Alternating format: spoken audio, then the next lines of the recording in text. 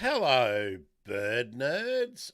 I am Grant. I am a bird nerd. Let me just take this down. Where is it? Where is it?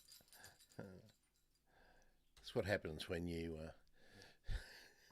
when you do things a little bit different. Let's start that again. I'm Grant. I'm a bird nerd. This is the Bird Emergency, the show that began as a podcast and has evolved into a live stream, often with a cavalcade of live guests. Today we're going to talk about redevelopment. And before you bird nerds start going, why aren't you talking about birds? Why aren't you talking about birds? There is nothing more fundamental to the protection of birds generally, endangered species particularly, than stopping and addressing and repairing the damage that living the way we do in modern society has caused to the planet and all of the other life forms that we share the planet with. And to do that, we need to get a couple of things clear. I'm just going to show you a short couple of videos while I acknowledge the traditional owners of the unceded Wurundjeri land that this program is produced on. Let's define redevelopment. It is the way that we are going to deal with living in the future. And the best way to do that is to get someone who's very familiar with the concept and the manner in which we may be able to change the way we live without totally upending everything. And I think that's the problem that we all seem to have. Myron Belej. Hello, how are you? Welcome to the Bird Emergency, and it's actually a pleasure to bring you to you and your ideas to bird nerds. Grant, it's wonderful to see you again. Thanks for having me on. Now, I'm on the east coast of Australia. Myron's on the east coast or the east side of Canada. So we are coming from two fairly different perspectives. You know, a much milder climate that I live in than the one that Myron experiences in wintertime, particularly. Myron, why am I talking to you? Let's set up what your professional background is and your experience, and then really let's zero in on what redevelopment is and why we can look positively at the concept and the ideas for change. Sounds great. Yeah, I mean, as I say, thank you again, Grant, for having me on the program. As you said in the introduction, this is how we fix things. There's been a lot of development that has happened that has converted the green to gray. Now we need redevelopment to convert more of the gray back to green. So my background, I've been in the field for about 20 years. Started in the public sector back around 2002, doing climate change research and other types of engineering and geography related academic research. Got into the planning field, municipal planning, town planning, urban and rural planning back in about 2005. I've worked with small and large municipalities on a variety of types of planning, policy planning, environmental planning. I've worked with offices of conservation and natural areas and biodiversity. I've run a municipality, also tucked some marketing and sales experience in there. Managed to sneak in some education in supply chain management and logistics along the way, but I have some training in geography, 3 years worth of civil and environmental engineering in the mix. some business management in there as well. More recently, just in the last year and a half or so, started up a consultancy called Red Light Incorporated. And our focus is really to help leaders, be that in the private sector, public sector, to wake up and to start looking at how we can do things differently by changing how the land looks around us, by changing how all that gray properties, buildings, industrial facilities, commercial facilities, agricultural operations look around us, and seeing if there are ways that we can do those things differently and do those things better. Now let's just go over the definition of what redevelopment actually is. If you look in the dictionary, and there's two definitions. One, the process of rethinking and reimagining things differently, and two, the process of removing and replacing or rebuilding buildings and activities and or uses on properties. So it's a really broad topic, so you'll have to bear with us, everyone, because we're going to probably jump around a fair bit. And I spoke with Myron yesterday because it was such a big topic. We had to work out how we were going to try and organise a discussion. And I've come to this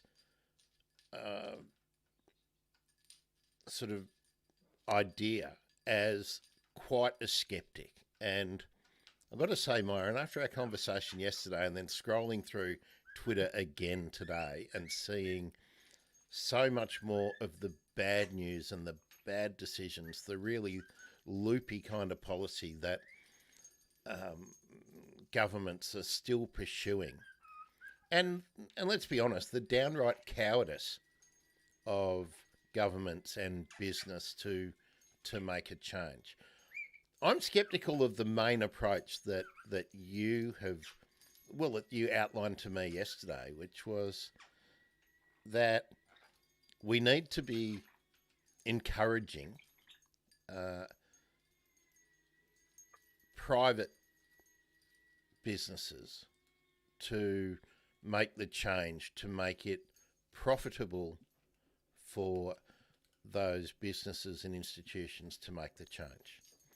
And I think, as I mentioned to you yesterday, I'm totally not against it, but I'm not seeing good faith actions. And we're gonna highlight something about Bill Gates later, and I think that instance, so wait for it, folks, shows exactly what I mean. One of the richest guys in the world with a good idea, touting a really great initiative. But he's one of the richest bloody guys in the world, and he didn't let the world have a free COVID vaccine. He stopped that for everybody, and he's been sitting on an idea and not pushing it, being one of the richest people on the planet for years and years and years. So if people were really committed to it with the resources to make change, I think they would have started making change. But I've jumped ahead just a little bit. Should we start with the situation that we know what needs to be done? I think. I don't think we need to spend any time outlining the problem and we need more research and whatnot. But let's just have a look at this quote from Sir David King, the former Chief Scientific Advisor to the UK government in 2021. What we do over the next 3 to 4 years, I believe, is going to determine the future of humanity. And that was 3 years ago. So there was someone in the UK advising a Conservative government that we've got 3 to 4 years to act and very little tangible action.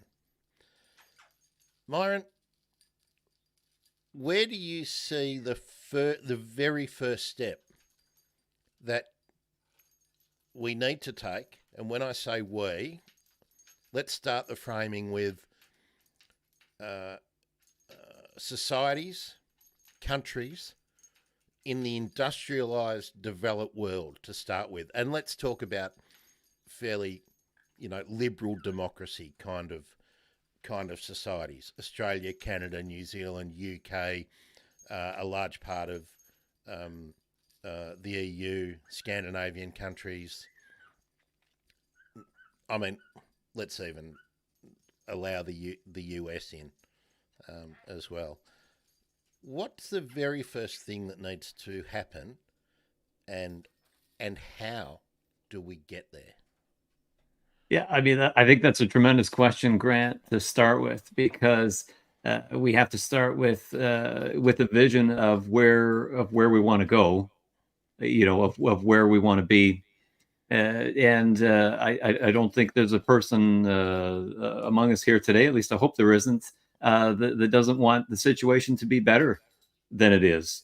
We've got species loss that we're concerned about. We've got flooding situations that are disrupting agriculture in certainly industrialized countries. Can I just stop you there? Just Please do. Sorry, everyone. I know people get annoyed with me jumping in, but let's just note too. I was watching the mainstream media from the US and Australia from very early this morning. Now, more than 200 people died in flooding in Kenya yesterday, and it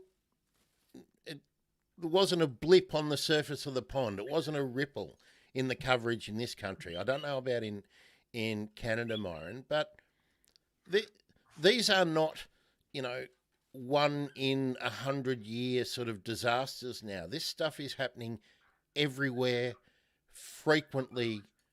I mean, the landslip in Taiwan, just a matter of a month ago. Unbelievably heavy rain, that unseasonal, violent rainstorms that precipitated things like that. Sorry, Myron. I just want to make sure we mark that these problems are global. They are happening every day. Absolutely, and the cost that's involved in responding to all of these different sorts of disasters. There are many people that will attribute the disasters to climate change. There are many people that won't attribute the disasters to climate change. And either way, there's a need to respond to the disasters that are happening. So if there are floods that are affecting communities, what was once believed to be a 1 in 100-year flood, now that flood has happened 2 years in a row, 3 years out of the last 5, something's got to change there. There are serious issues with drought, with groundwater, with food supply issues, with infrastructure just not being able to keep up. And so, to draw it back to your question, Grant, I think that industrializations really need to take stock of the situation from a financial perspective. The answer is not let's keep taking on more debt to try to maintain a bad situation that's just not going to get better by maintaining business as usual and just continuing things the way that they are. So for example, there's been a flood, there's been another flood the next year. We're going to just, does it make any sense to replace all the houses back the same way that they were and just let them get flooded out again? Does it make any sense at all to just, flush out the sewer lines and, make sure all the dials are working and just sit back and hope that it doesn't happen again? I think from a public tax dollar perspective, from a value perspective, from an asset management perspective, from citizen health and public safety and quality of life perspective, there's so many different reasons why it just makes sense right now for governments in industrialized nations and really all over the world to say, look, how we're doing things is really not working as well as it could be. Let's do things better. If we want to do things in a way that is better, then we need to replace a lot of what we've built already that is just quite simply unsustainable. So we've outlined the problem. I made the statement that I think awareness isn't the issue. The Friday climate strike by school kids around the world, and I mean young adults. I don't mean to be dismissive by using the term school kids. I mean, one of the most impressive global leaders that we have, I think, has emerged out of that movement. I just scroll through your social media, and every NGO and a lot of governments are cloaking themselves in feel-good greenness by making us more aware of all the problems and telling us all the things that they're going to do by 2050. We don't need any more ideas about how can we get more information out there to convince the somewhere between 4 and 9%, I think, is the last sort of reliable polls I've seen in that are fairly standard across Western democracies, and that's where the polling is really available.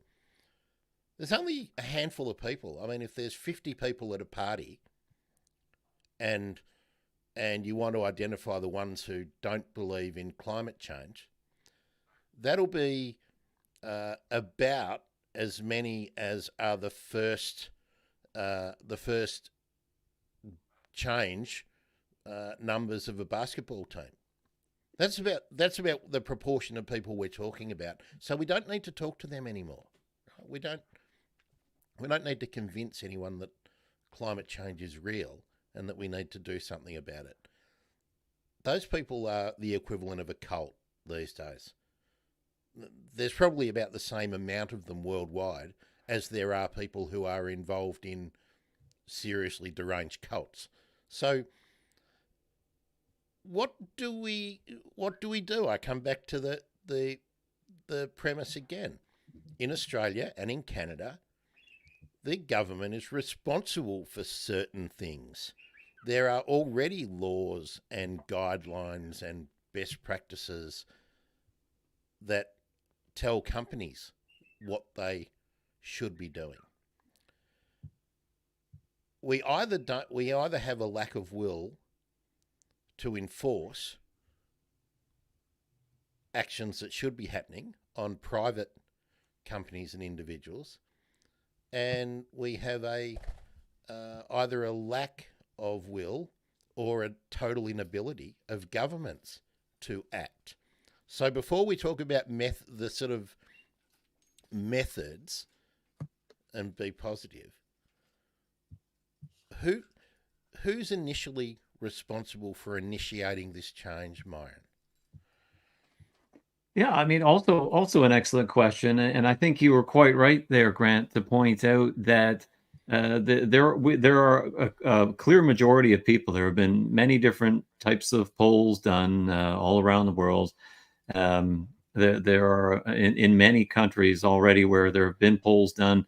There are a majority of people that support doing something, whether it's doing something about plastic, doing plastic waste and pollution, whether it's doing something about climate change and the impacts that are being caused to different cities around the world, whether it's building housing for people, whether it's just doing the right thing for our fellow members of society.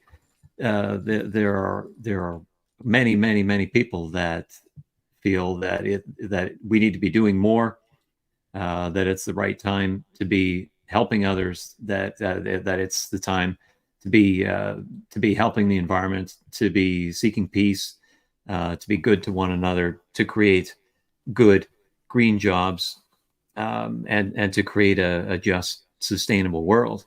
The majority is there. So each country operates differently, of course, and then within different kinds of jurisdictions. You're bringing up some American stats up on the screen there for everybody, which is good. I mean, there's a majority there, people that are in favor of steps being taken to reduce climate change, and that's 70% of Americans that responded to the poll. When you drill down into the numbers there, I believe it was in the neighborhood of 76 to 79%. That's significant, right? It's more than 3/4 of people that are in the age range of 18 to 44 that are essentially inheriting the earth, that are saying, wow, we really need to do something here. That's it right there. You've got it pulled up. 76 to 79% of 18 to 44-year-olds saying, let's do something. I think what we need to help people understand, though, is that taking steps really involves redevelopment. If nothing about the communities that we live in changes, if nothing about the industries that are operating, the neighborhoods that we live in, if people are going to walk out their front door of their home or their workplace, and it looks exactly the same way as it did 10 years ago, and 10 years from now it's going to look the exact same way as it does, that's not a good change. That's not a good situation for a lot of people in this world who are facing, for example, temperatures that are raising well above wet bulb temperatures, safe temperatures for humans to be able to withstand and survive. And there have been many lives lost in floods and in areas where drought has caused impacts and people haven't been able to get food or water. This is just not the way that we should be running things. It's not the way we should be running our planet. So regarding the jurisdictional matter, wherever there are people that have a voice, that care about others, that care about the environment, the message that really needs to be out there is that we need to be focusing on redevelopment. As you say, Grant, there have been, books upon books upon books written. Some of them I've got behind me here. There have been policies upon policies upon policies written, and task forces to end homelessness and climate change, climate action strategies written. But when you drill down into a lot of those, I encourage those that are listening listening on the call today. If your local municipality has a climate action plan or a climate action strategy, just pull it up online. Typically, they're available online. If it's not, you can go to your government office and ask to see a copy of it. Just have a skim. You could use the find tool. If you've got a standard keyboard, you might be able to hit Control F, or you might be able to go to your file menu or your edit menu and use the find tool and just search a PDF document for the word redevelopment and just see if it's even in there. If we search, for example, the last intergovernmental panel on climate change AR6 report that was produced here that was released just in the last year, the word redevelopment wasn't even in there. It's policy. We've got lots of policies. We're buried in policies. Policy is often a delay tactic. So as many folks as there are that feel that we need to be focusing more on policies or focusing more on energy efficiency or focusing more on efficiency of vehicles, for example, well, if we could only make vehicles more efficient, then we wouldn't have a sustainability problem. Well, we've got 1.5 billion cars in the world now. Will the world be sustainable with 2 billion cars of any kind? Will the world be sustainable with 2 billion fossil fuel powered vehicles? Will it be sustainable with 2 billion electric vehicles? Will it be sustainable with 2 billion hydrogen fuel cell powered vehicles? I don't think so, because of everything that goes with it. All of the roads and all the parking and all of the areas that need to be,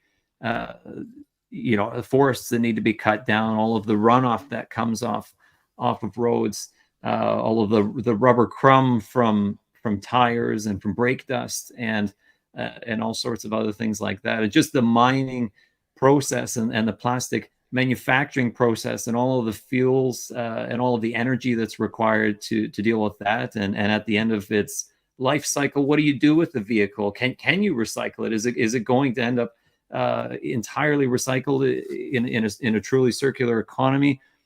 Or is it going to end up as is a large portion of it going to end up as waste? And I don't think that's a good situation for anybody. It's not something that's going to be sustainable for us, and certainly among urbanists, certainly among the planning community, it's been widely acknowledged that just building more lanes results in more traffic. That's not a winning scenario for us. So if the answer is not building more lanes and creating more traffic and manufacturing more vehicles for as long as humanity is here, well then what is the answer? And I think it's that we need more redevelopment in our communities globally. We need to be doing things differently. We need to be doing things like encouraging walking and cycling and public transit, and then removing more roads from the equation. We need to be removing more very, very expensive to maintain freeways and highways from the equations, because municipalities and state and provincial level governments and national governments are just having an increasingly difficult time keeping up with all of that infrastructure. Road infrastructure being just one example of infrastructure. Of course, there's water infrastructure and electrical and energy infrastructure and many different kinds of infrastructure. And as the costs just continue to go up and up and up and up, the governments are just not, which is ultimately us, our public dollars, our tax dollars going to support these initiatives. The numbers just are not making sense, and many governments are opting to go farther into debt to try to maintain a bad situation, but it's not working. Thanks for the Facebook love, by the way, Murray. Much appreciated. I'll just note we are going live on Facebook, LinkedIn, YouTube, Twitch, Twitter/X, and Instagram. For those of you listening on Instagram, you only get an hour. So if you want to continue the whole discussion, pop over to thebirdemergency.com/YouTube. And if you're listening to the podcast, like in the future, greetings from the past, by the way, if you are. And if you would like to join in live to any of the Bird Emergency conversations, just head over to thebirdemergency.com/YouTube. Okay, housekeeping and plugging done. Oh, and if you're on YouTube, subscribe. You have to do that. So, we all know the problem.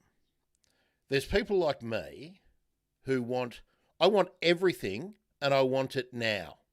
I want an Oompa Loompa. Now, I know that's not achievable because we're not seeing stuff happening. I mean, I just pulled up the IPCC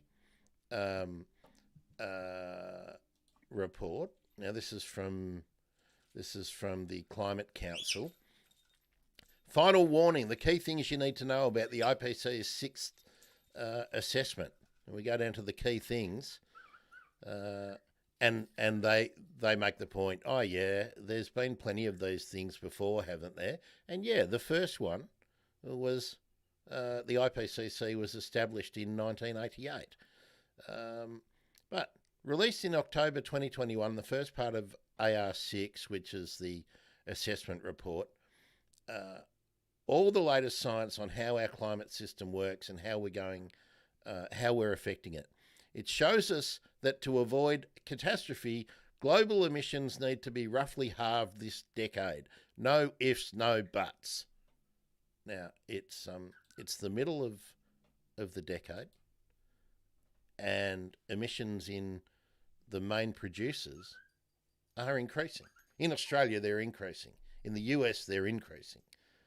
Many countries are bringing them down. So there's positive news there. But I go back to, how do we facilitate the change that we we all know we need?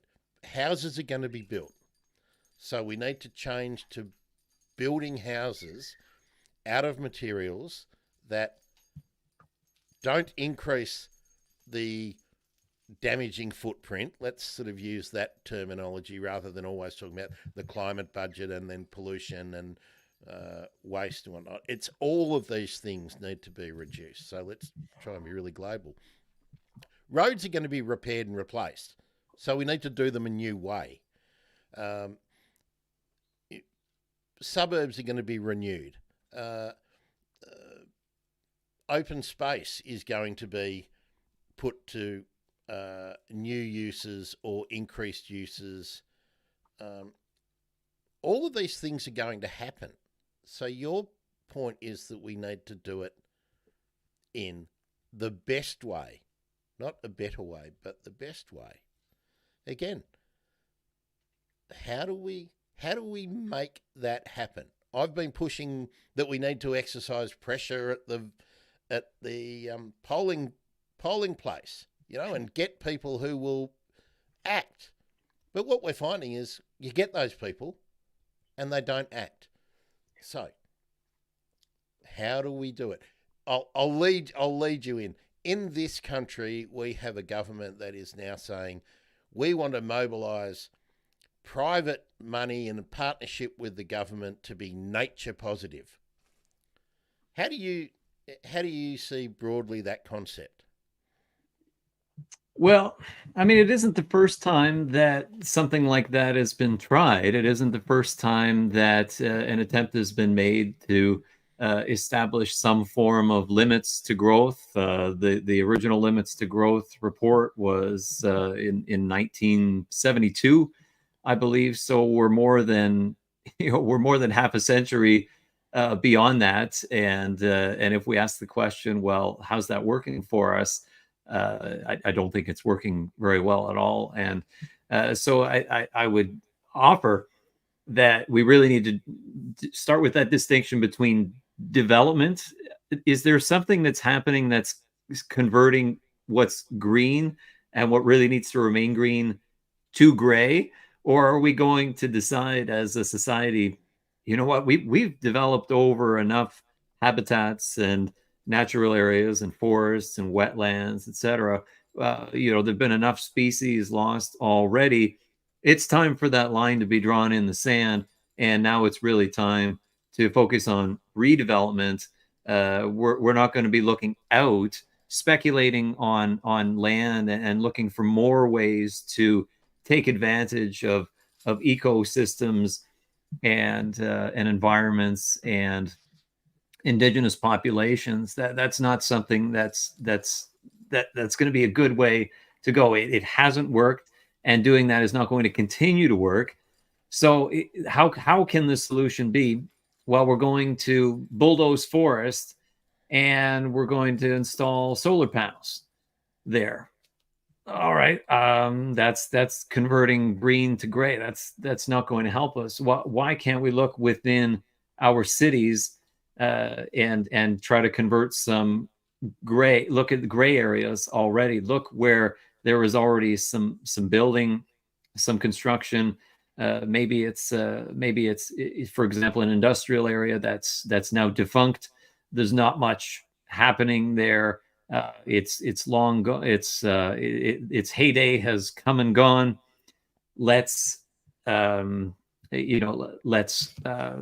look at redeveloping some of those areas and put the solar panels there. I'm seeing, Grant, you've pulled up this article here that makes the point that the world has already lost 1/3 of its forest. So we've gone already from 6 billion hectares of forest globally to in the neighborhood of 4 billion hectares globally. And it's not just the reduction in the overall number. There's been, in many areas, a reduction in the quality of the forest too. So it isn't, we're not necessarily comparing apples to apples. It isn't necessarily the same quality of forest that can sustain life. For example, forests have been subject to forest management principles that harvest out things like deadwood that would provide animals, certain types of animals, with a place to live, and removing their habitat is contributing to species loss. So we've got to be smarter about the way we're doing things. I just want to talk about the Australian context, just particularly on hollow-dependent species that breed or require hollows to survive. What current or the latest research has shown here is that it takes between 80 and 200 years, depending on the type of vegetation and the type of animals, for hollows to develop. And what we've got in native forest, whether it be sort of what we would call old growth or sort of untouched, although that doesn't really even exist anymore. The cycle of burning now, controlled burning that we have to keep communities safe is the buzzwords. That's happening on a cycle of about 30 years. So every 30 years, a patch of forest is burnt, and forest or woodland. And 1/3 of the present hollows are destroyed. This is in that burn. Now, it takes 80 to 200 years for equivalent hollows to develop, but they're being burned again in 30 years, and 30% of those are disappearing, of those hollows.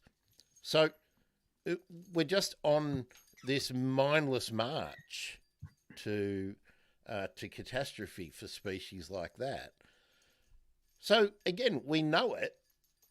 We've outlined the problem again. How do we get the momentum, the action, the change in mind shift to actually start turning this around? Sure. So let's imagine just for a moment, if we could have all of the activists in the world, and I'm not just talking about climate activists, but people that are activists that care about having more housing provided for people, affordable housing for people that need it, or activists that want to see clean water made available, or healthy food made available. There's a Save Soil movement that is really, really expanding. Many people are very, very concerned globally about the loss of quality soil, topsoil being affected by pollutants, soil being affected by runoff, soil itself washing away and being lost. All of these are problems that have to be addressed. And it's that development redevelopment divide. There are so many different compelling reasons that are thought of and presented for forests, just for example, to be cut down. Well, this particular forest needs to be cut down because we want to install a solar farm there. And this particular forest, well, it needs to be cut down because we need to build housing in this area. And well, this particular forest over here, it needs to be cut down because this is really the highest the highest and best use of this property based on its location factors is some sort of supply chain logistics hub. Okay, well, everybody's got good reasons, compelling reasons, but who speaks for the trees? That would be maybe our Dr. Seuss wrote the Lorax, and we might be able to have a picture in our mind of the little orange creature there beside that last lingering tree. But I mean, while we're talking about Dr. Seuss, I think the one that's maybe more applicable to this situation of redevelopment is Horton Hears a Who, and this is an elephant. This is a story about an elephant that picks up a flower and hears something on the flower. There ends up being a civilization, very, very tiny civilization that's living there. Oh, there it is. There it is. A little tiny civilization living on that flower. And apologies for those that haven't read the book, but the great finale of the book is essentially everyone gathering together with one voice and together saying, we are here, we are here, we are here. We could have all of the activists for the social and environmental good get together, and if we could have all of the researchers and the policymakers and the members of local and state and provincial and regional and national governments that really believe in making things better, if we could get them together, if we could get the private entities that care, if we could get the not-for-profit organizations and all of the scholarly organizations, the educational institutions, if we could get everybody together to just say one word, and that's redevelopment. That is what we are fundamentally looking for, because, just for example, climate action means so many things to so many different people. Climate action, some will say, I've been campaigning for climate action for 30 years, looking for policy solutions. And there are others that say, well, I'm involved in climate action. I've been doing climate research. Some of those folks reporting the weather, quite frankly, for 30 years, and you're still reporting the weather, but the species are being lost. And folks that I respect, and I've worked with many people that are in the conservation field, environmental field. Many have very, very, very good intentions, have seen local results with reestablishing habitats, for example, and reestablishing species. So I'm saying this from a place of greater concern and a place of respect. Researching and trying to be a conservationist in an area where there's a continual decline, there's got to be a point where everybody says, you know what, this isn't working. I don't want to be here watching this species decline right till the end, to the point where there's nothing left, because then how could that person say that really they've done their job, right? Their job really is, in a way, putting themselves out of a job, because the problem is no longer a problem. There's now enough habitat for that particular species that conservationist or environmentalist is studying, and maybe has been studying for decades, where they're fully reestablished. There isn't any further issue for them. There's been enough gray area converted to green, whether it's wetlands that particular species lives in, or particular kinds of forests that particular species lives in. There's enough of those established that they don't have to worry anymore. They can go and do something else that fills them with joy and fills them with hope, and allows them to continue to be productive. So if everyone would just get together with one voice and say, look, what we need the most right now from our governments is redevelopment. We don't want any more development that is going out and digging out wetlands and destroying natural areas, and building over important areas of desert habitat. There's been enough land that's been built over already, and we need to make better use of those lands. I think I may have sent you, Grant, an image of a bowl.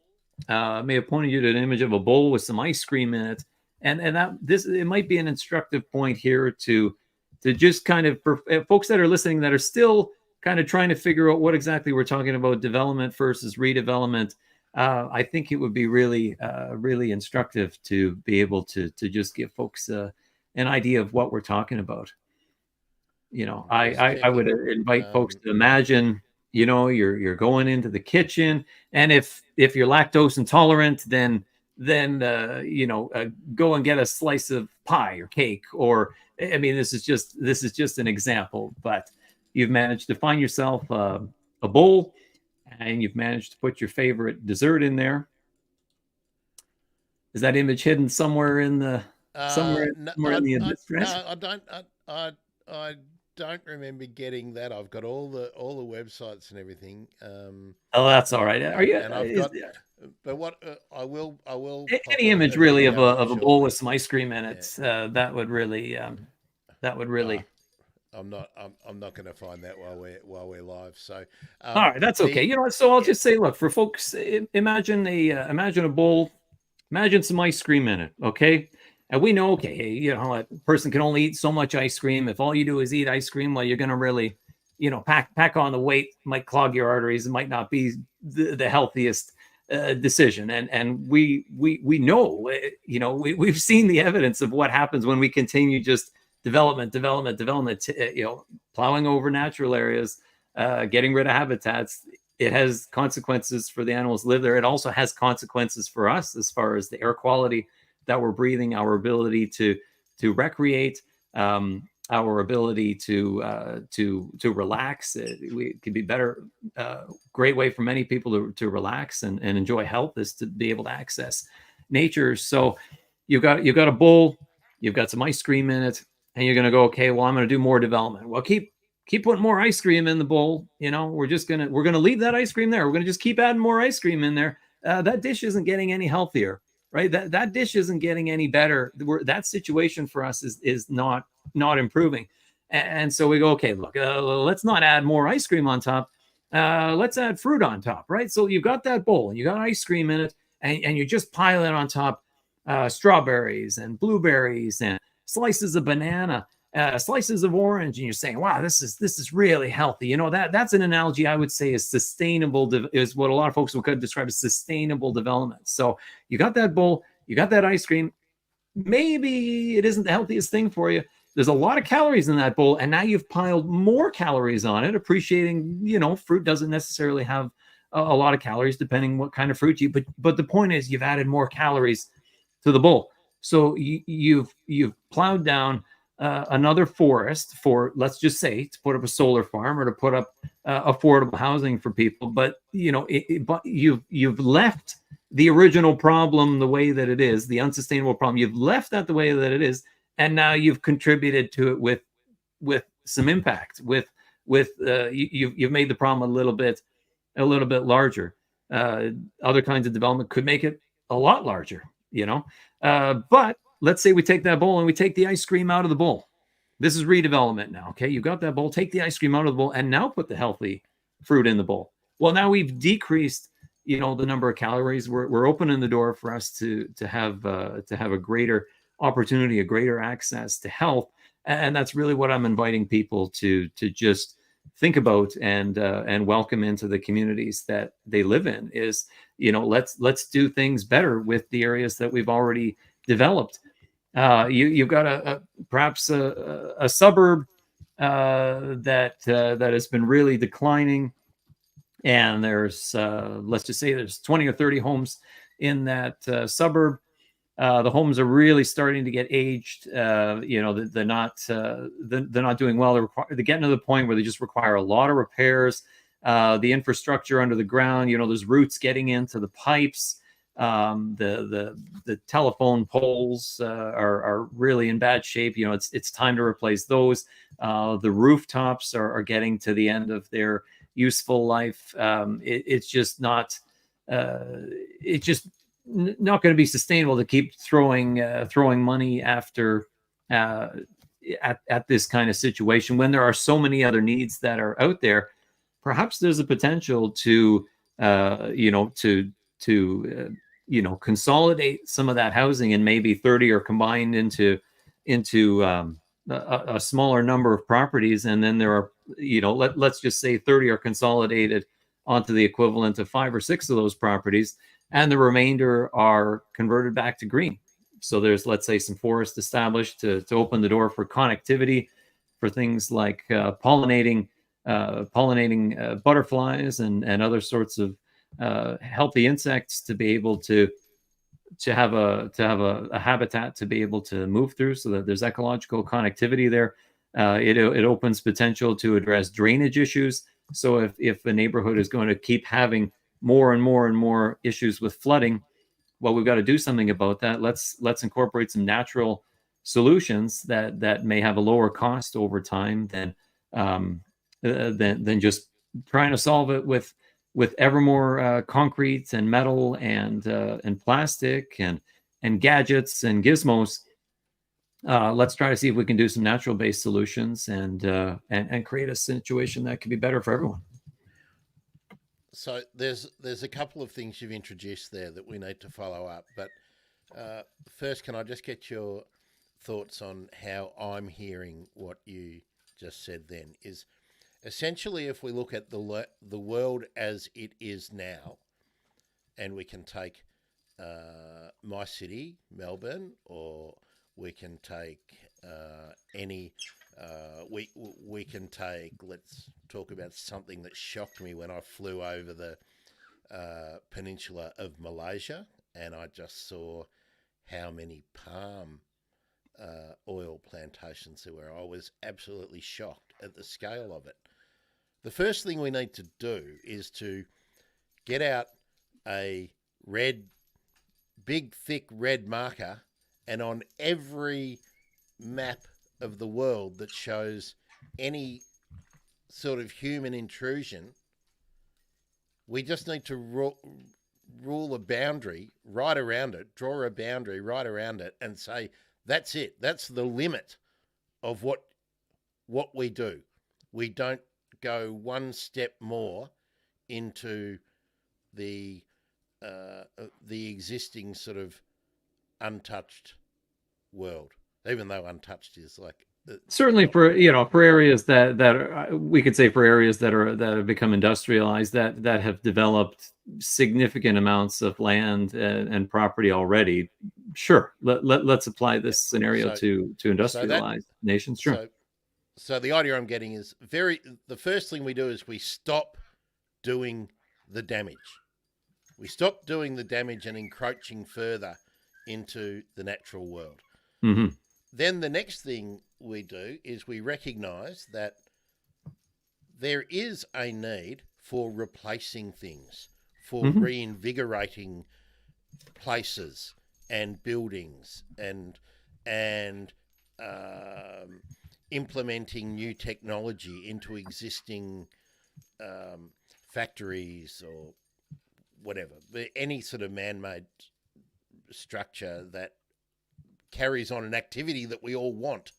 So this is sort of sure, because we need factories, right? I mean, we need places. We need places to work. We need places to recreate. We need places to be able to access food and medical services and entertainment and all sorts of things.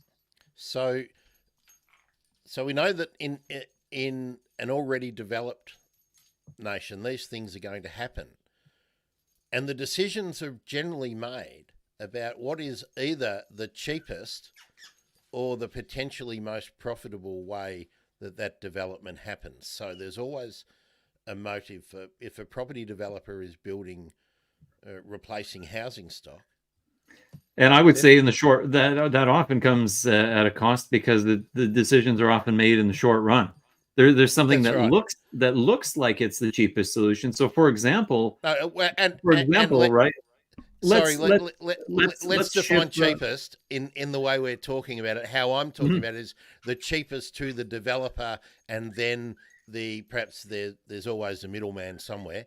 So the cheapest for the people who are providing it, but we are only looking at cost to that part of the stakeholders in it. It's not the cheapest over the lifetime of the property for the residents usually, and it's certainly not the cheapest in terms of every input and every cost to the environment and to the community more generally. So we need to redefine what the value is for any kind of development to be best, don't we? Not better or not good. It really needs to be best, doesn't it? We may as well go with the best, right? I mean, there are all kinds of folks that for example, are pitching net zero. Net zero is the solution for everything. Let's go to net zero. Well, I would say that you can't be a hero going for net zero, because there's already technology that's available for us to go net positive. That's right. So really, if we go net zero, what we're doing is we're implementing waste, because that technology is going to have to be removed, and there's going to be a cost for that, and then it's going to be replaced with something that is better when that better technology is already available. So we do not want situations where we're creating more pollution. We do not want scenarios where we're creating more waste. because we're just ultimately creating more headaches, more challenges, more health impacts, and more cost for the public at the end of the day when it comes time to replace that. It just, it's just astonishing that there are countries in the world where they're looking at, oh, we need to introduce natural gas, we need to introduce more fossil fuels. Who's saying that, right? There's the vested corporate interests that want this technology spread all over the world, but the evidence has already shown that that is going to have consequences, and these, anything that's man-made, anything that's technological is not infallible. It's going to fail, and can we and talk there's about, going to be leaks. sorry, Myron, can we talk about the developing world and the undeveloped world in a little bit? Because I think there's a different set of structural issues there and other opportunities there. So if you're just listening, bear in mind that how I'm framing this next bit of the discussion is about the first world, the developed world, and we've got the money, and we've already got the awareness, and we've already got the demonstrated goodwill amongst the community to make change. I think that was the purpose of bringing up the poll, that the YouGov poll in the US before, about 76 to 79% of the younger half of the demographic, and 68% and 64% for the older bits of the demographic. We don't need to win that. We don't need to have that conversation any longer. But if we just pinpoint for a minute that example of redeveloping housing stock, right? How do we make the developer, and make is one of those words that can have a number of connotations. How do we encourage? Do we have to encourage the developer, or do we need to push our governments to make the developers develop to a different set of standards? How do you see, well, either the most preferable way? I mean, there's three ways to look at it. There's the most preferable for everyone. I would argue we need to have the fastest. And I also think that and this is where we might diverge a little bit, if we're going to encourage in sort of these schemes that Australia is sort of talking about, public money going into influence the actions of private companies, how do we maximise the benefit, the ongoing benefit to the public, for people who are still exploiting something that affects everybody, right? Their activities are going to affect everybody. So I know it's a little bit complex, but can you have a stab at those three things?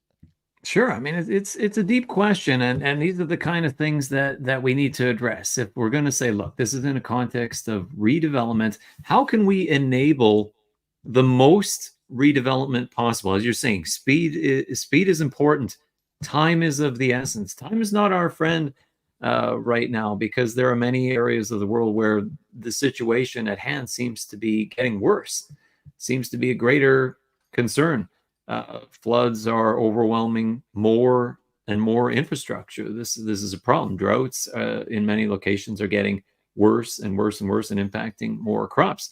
So time is of the essence. We really do need to act quickly. People that are in great need of housing, basically need that housing today or tomorrow, or within a week. They don't need that housing in 2040. They don't need that housing in 2050 as part of some strategy. They need solutions now. So, a large contributor to the problems that we have is zoning. And, there were there were some fair reasons for having zoning. If you go back a hundred or a couple hundred years, there was a desire to separate industrial uses from housing areas and housing uses. All right, you don't want the big polluting smokestack, or the polluting effluent right next door to properties. But I think that now we have a greater appreciation that we all live on the same planet. We're all in a one planet situation here. So again, it's, more pollution, more waste is not the answer.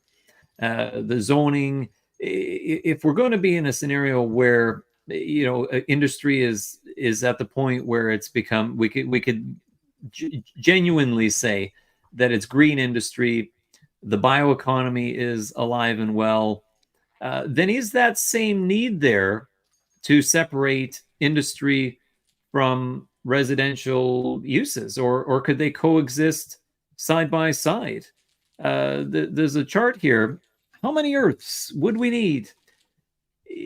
The people that and keep in mind these would be something more along the lines of an average figure, but it really just gives the impression from an ecological footprint and an overshoot perspective that if individuals living, the average or typical individual, let's say, living in an industrialized country, is using more resources than the world can accommodate. If everyone lives at that in that country, if everyone in the world lives at that standard, then there aren't enough resources available for everyone.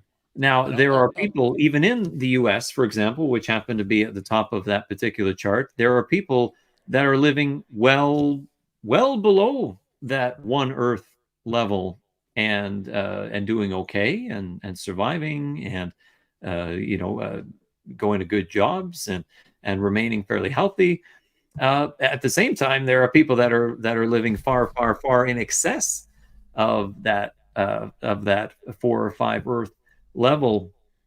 Perhaps they're flying this way and that way in private jets all over the world. There could be people that may be living at a level of 100 Earths, let's say, or 1,000 Earths. Obviously, that's unsustainable.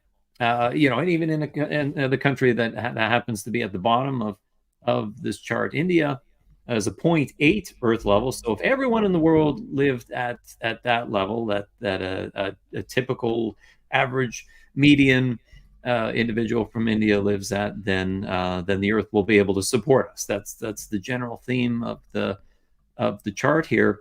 Now, that said, there are people that are living, surviving, managing, coping, what have you, that are below that 0.8 level. So there are opportunities really available for improvement in whatever city, whatever region, whatever country we're in. And similarly, there are multi-millionaires that are living in that country that would be living far in excess of that 0.8 or of a planetary level.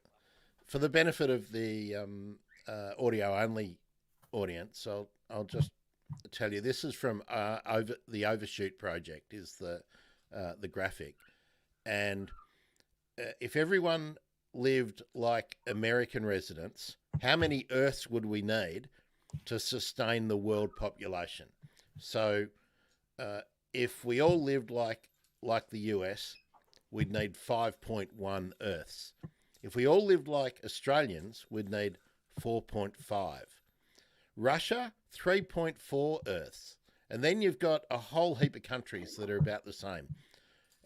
Germany, 3. Japan, 2.9. Portugal, 2.9. France, 2.8. Spain, 2.8. Switzerland, 2.8. Italy, 2.7. UK, 2.6. China, 2.4. Brazil, 1.6. Taylor Swift, 1.5. India, 0.8. Of course, I added Taylor Swift in there, but that was just an opportunity to add in, Myron. It seems to me that while we stay on the developed world before we jump over to the undeveloped and developing world.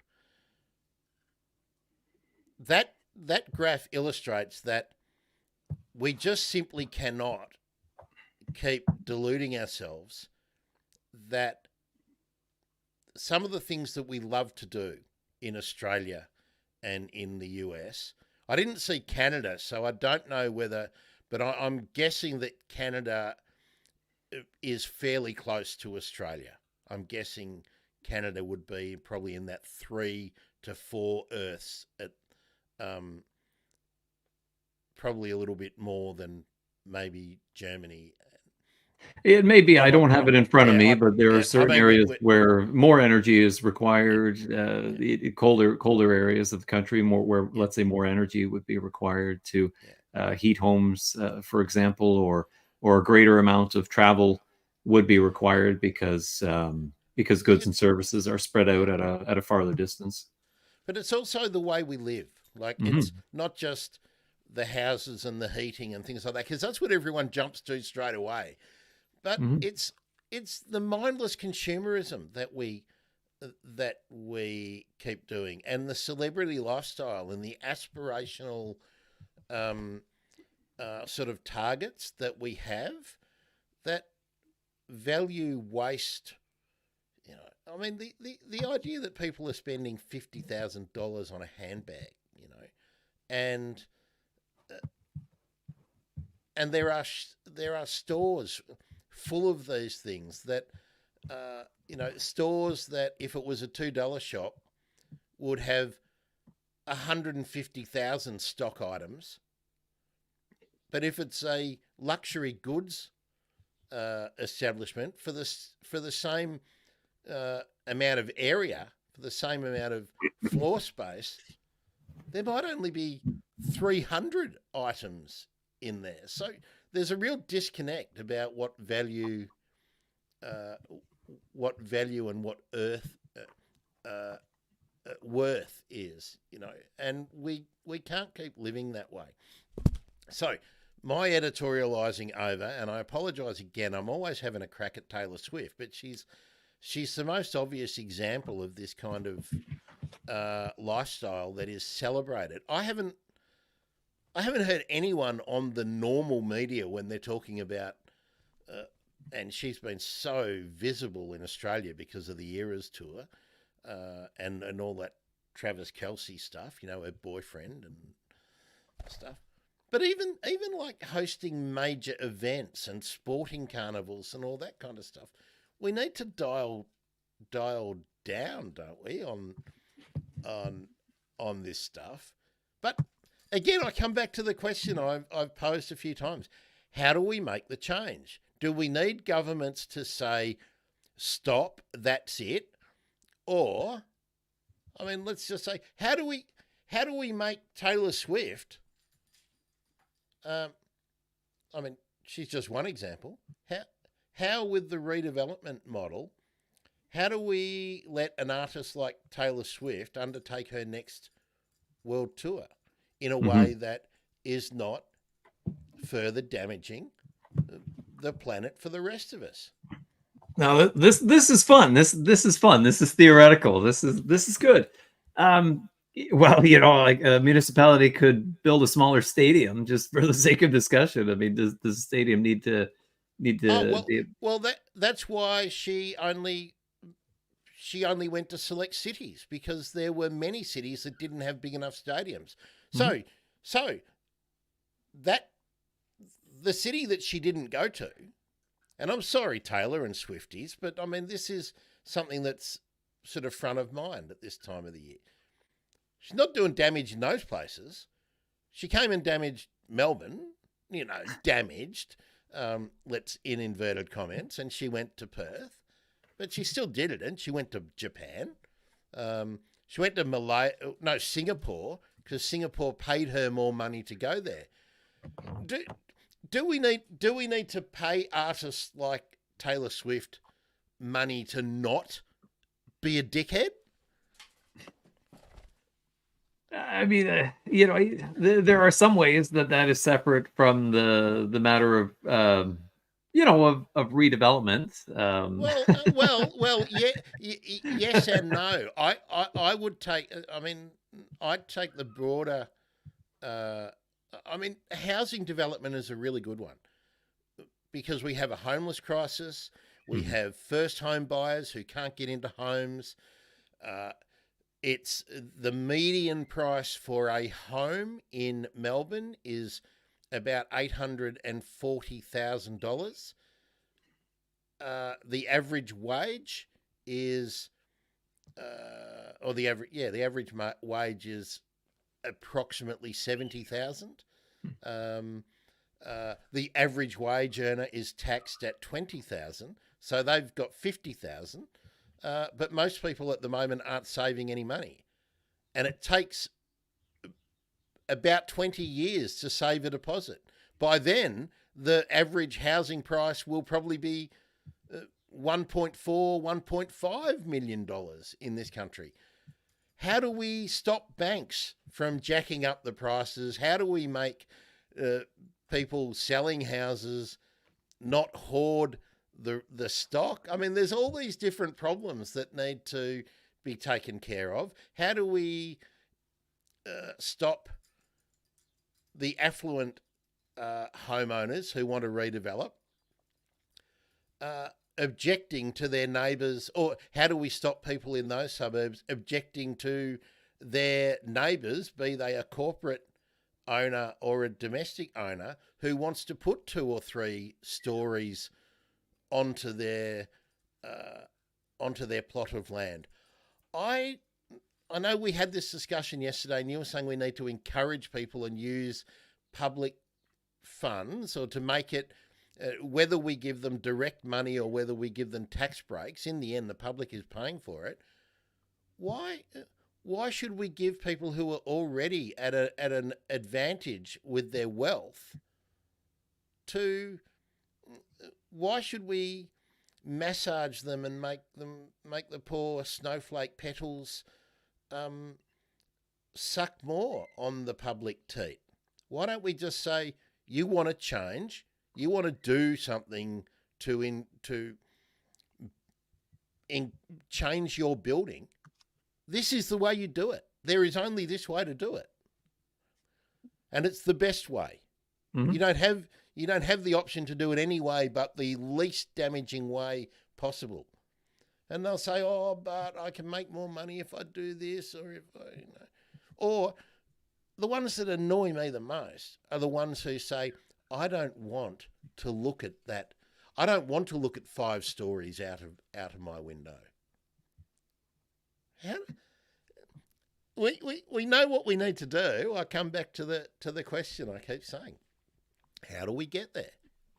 Yeah, so there's a couple of really good lines there. The discussion about how do we handle folks that might be described as NIMBYs or versus EMBs. NIMBY, NIMBY, for not in my backyard. Individuals that don't want the neighborhood around them to change, and will stand up at public meetings and write letters and try to sway the opinions of elected officials, perhaps even municipal staff or other government staff, to say, look, don't approve of this, don't support this.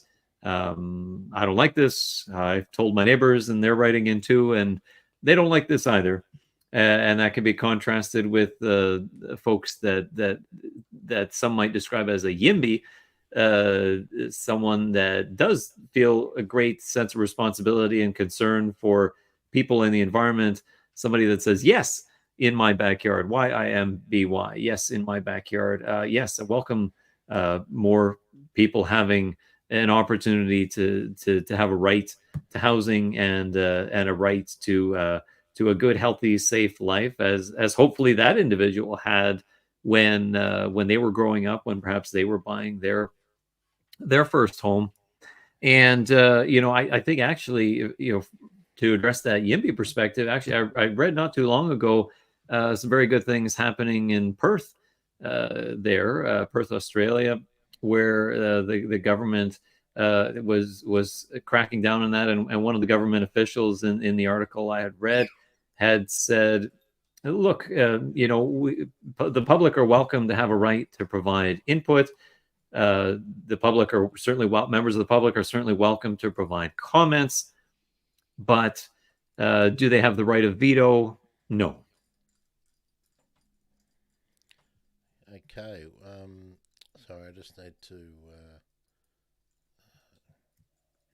Sure. While you're pulling that up, then I can address the second issue. So that's the IMBY one. Is citizens certainly should have the right to be able to make comments and provide input, provide suggestions, provide ideas, reach out to their public officials that they helped elect, that they have a say in how their public dollars are spent. That's reasonable for people to be able to provide input and ideas, but particularly where individuals may not have let's just say a professional designation in let's just say in accounting, municipal accounting, or they may not be an engineer, they may not be a planner by profession, they may not be a lawyer, etc. So there are different types of professions for a whole variety of reasons. And they just Perth, Australia, the government there has said, look, citizens can make comments, but they don't have the right of veto. And so with regard to developers, and should developers be able to earn money and to be able to earn profit, well, that's a really good question. And I think to answer it, we've also got to just take one step back and just ask the question: who's building the houses, right? Who is going to be bringing in the equipment? Who is going to be mobilizing the finance? Who is going to be getting through the whole, taking the time to have their staff go through the whole approval process? Who is going to be drawing up plans and architectural drawings? There's a lot of risk involved for the people that are doing that. It in many jurisdictions is very, very time consuming, very risky, very difficult work. And people absolutely that do that work should be able to earn a return on their investments. I don't think I said that there shouldn't be a profit. What I am.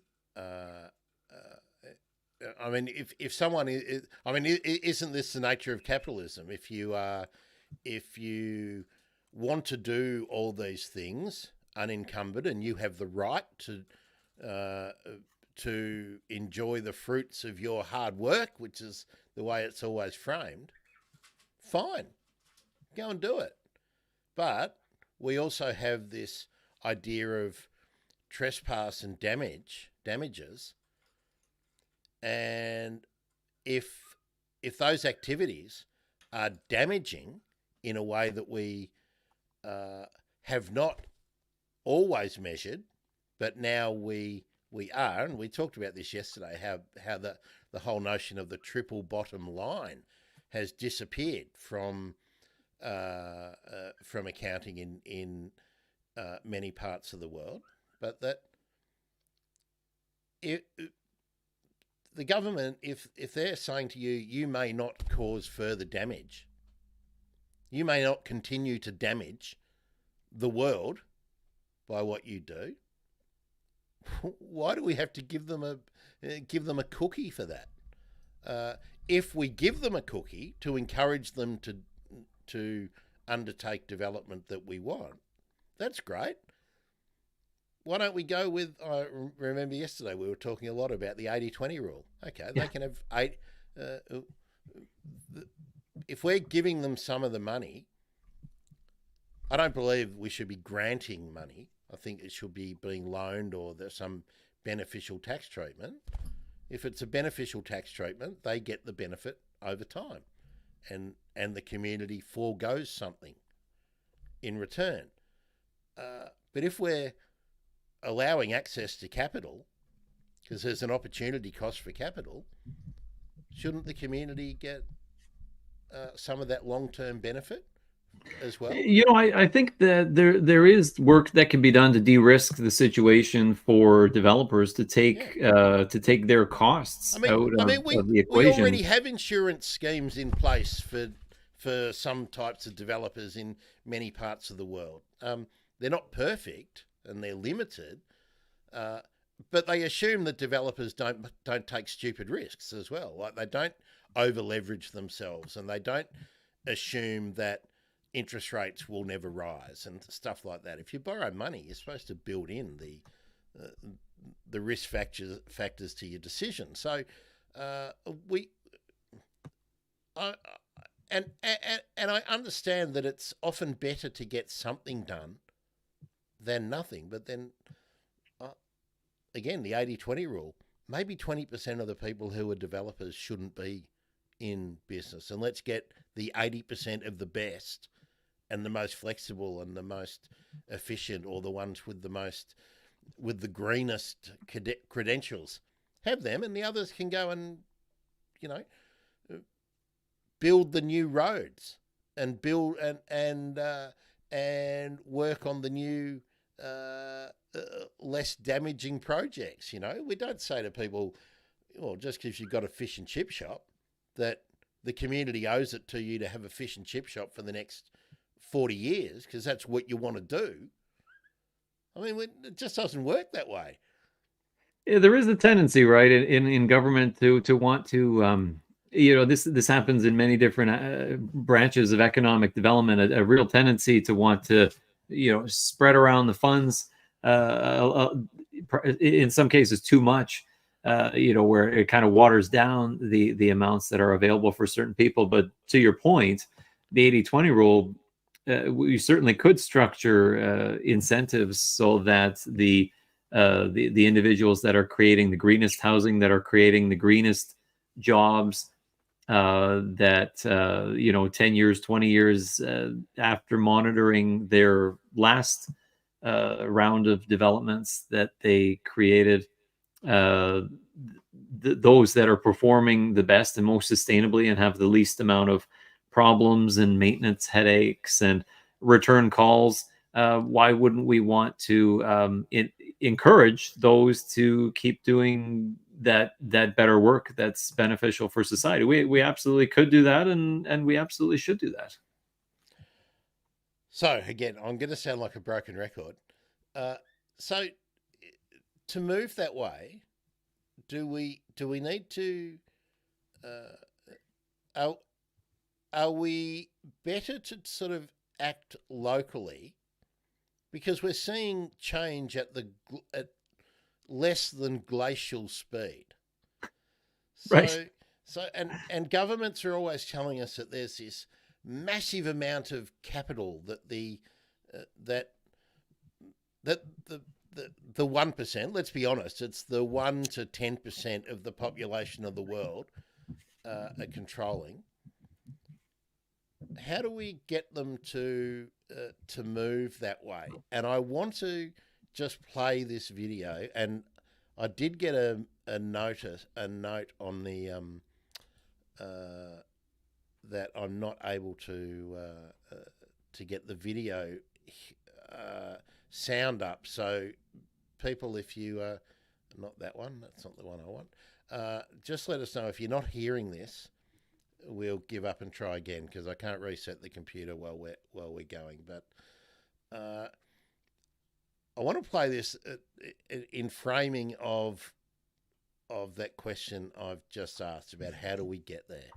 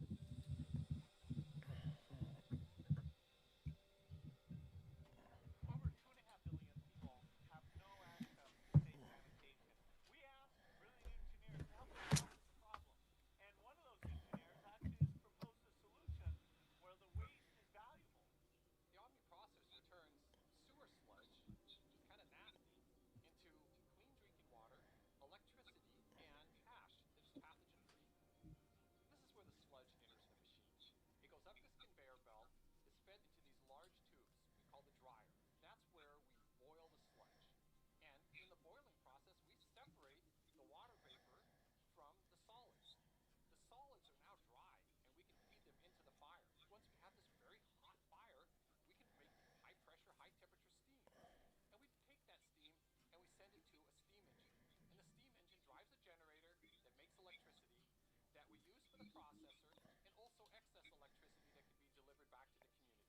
sanitation system as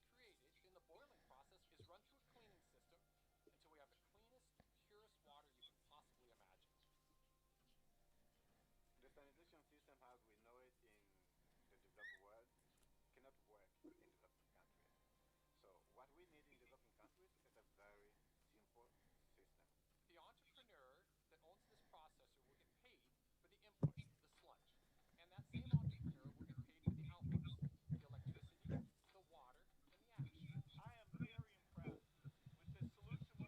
It generates electricity, it generates clean water. It's water.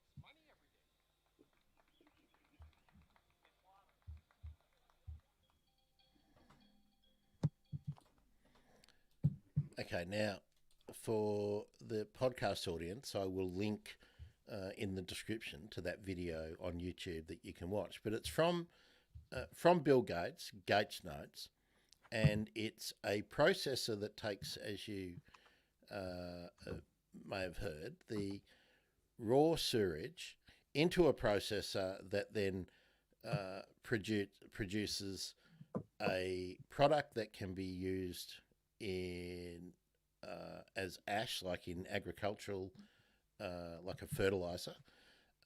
You get steam, which can, well, I don't know. What are they going to do with the steam apart from it being cool drinking water? Now, it's a win-win-win. This is for underdeveloped and developing nations, and it decentralizes a lot of these delivery systems, right? So decentralizes delivery systems for water and stuff like that. Seems fantastic, but that video is from, what did you say, 2002, isn't it? I've got the note I've got here 2015, but in any event, I mean, okay. about a decade, right? I mean, so it's about 10 now we're a years decade ago. But so we should have implemented that everywhere, right? Why is there a drinking water problem? Well, here's my point, and this is why I'm skeptical and why I want to keep drawing back. Bill Gates is one of the richest blokes on the planet. Mm-hmm. Now, okay, maybe he doesn't want to give them away, but he could have given away with his wealth. I don't know how many billions it is, but it's 50 billion plus, I believe. He could have probably given every community in 3 or 4 countries of the world. He could have just given it to them. But if it's such a good deal, right, just don't give it to them. Retain 50% ownership and allow them to pay it back over time out of the profits. And you can ease out of it if you don't want to be the owner. He's telling us it's great. He's telling us it's a good idea. He's wrapping himself in the goodness of the solution. What's he fucking done? That's my point. I don't think that we can actually think that if we throw money at individuals or corporate bodies, but let's be real, individuals control corporate bodies. Mm-hmm. Shareholders, and in most cases, it's 1 or 2 people who benefit the most and actually influence the decisions the most. In most corporate bodies, be not necessarily public bodies, but some of the largest companies on the planet are private, and 1 or 2 people determine what they do. If there's all these solutions that can be revenue positive and you can already do all these things and generate credits, you can get biodiversity credits, you can get carbon credits, you can do a whole lot of things. Why aren't they doing it? Do they want more?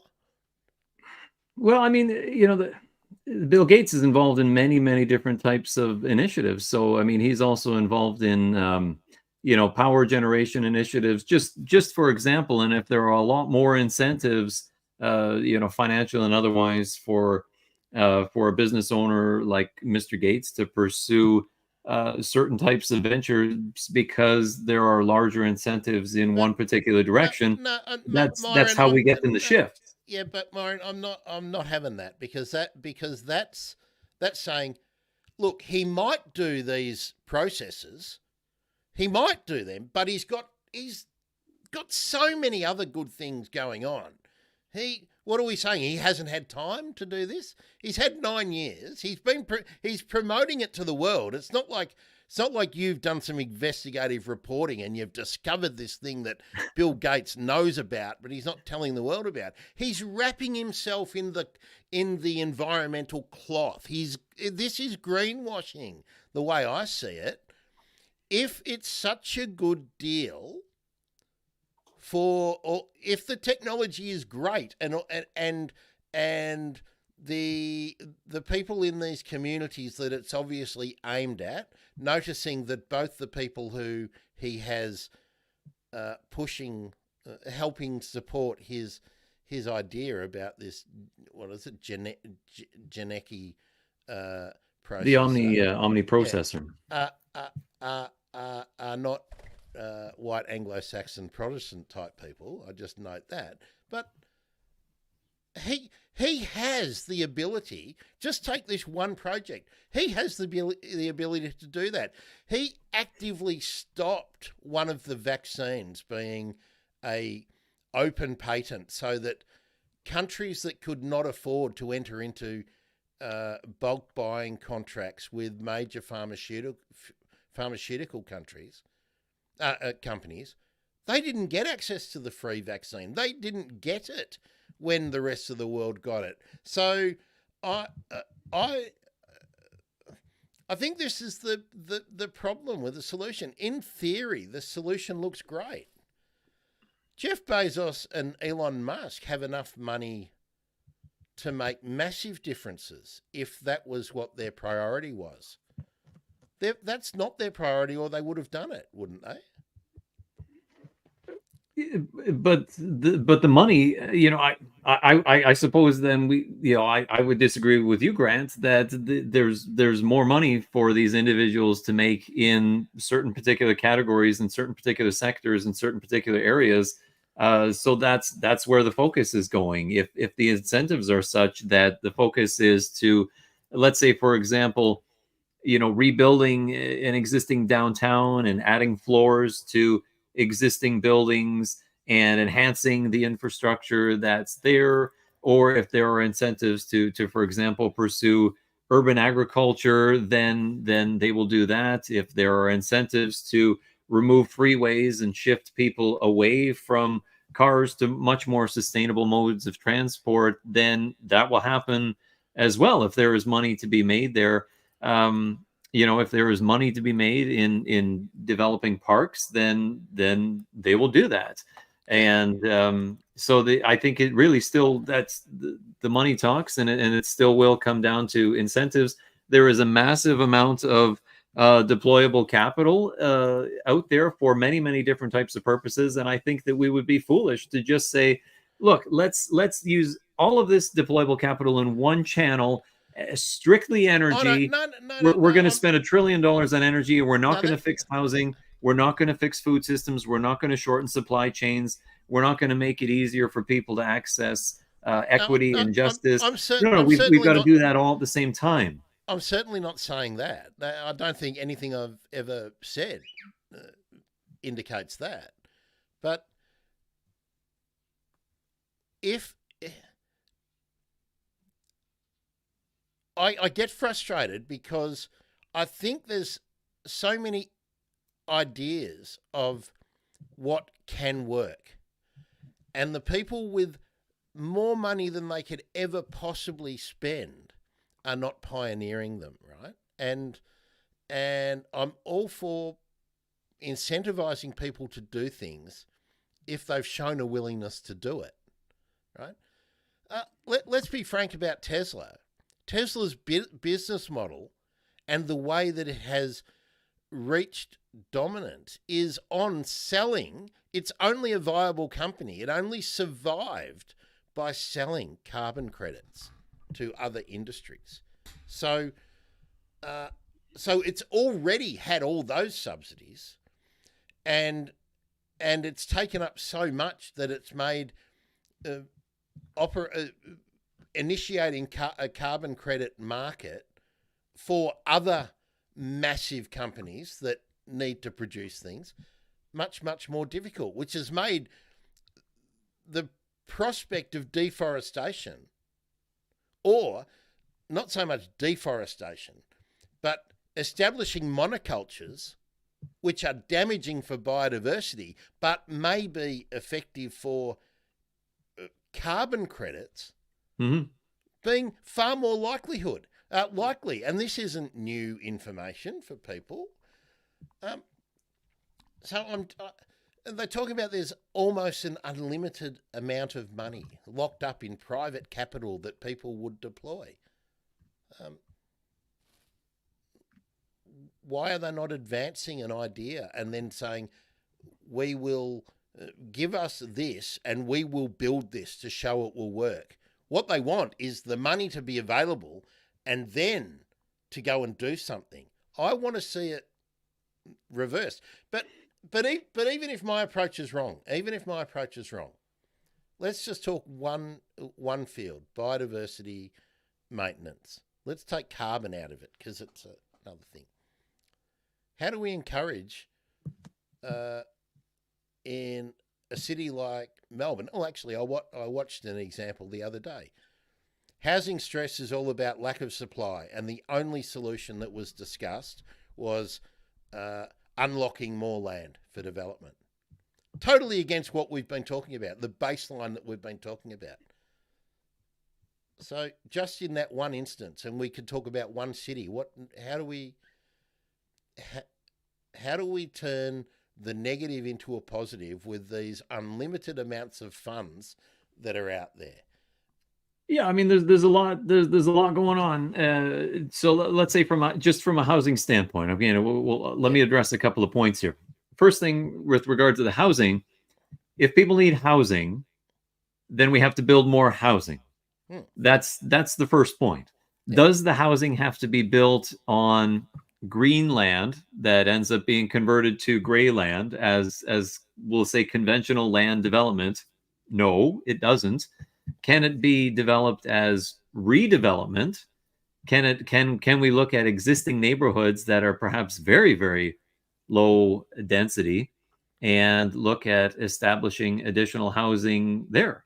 Yes, we absolutely can, and we absolutely should do that. And while we're doing that, let's look at opportunities to green developments through things like green roofs, through things like just looking at the landscape behind you, Grant. There's a lot of open area there. Many cities have very large open areas. Many refer to them as passive parks. Let's look at opportunities to plant some more trees in those areas. Public bodies are already doing that. And I might note that the view behind me is actually farmland in Australia, and this is a biological desert. This is one of the regions that needs to be. This is the kind of thing that people look at it and go, oh, that's nice, that's pretty. No, it's awful. Mm-hmm. It's where native animals basically can't live. Mm-hmm. And it underproduces in an agricultural sense. It's marginal.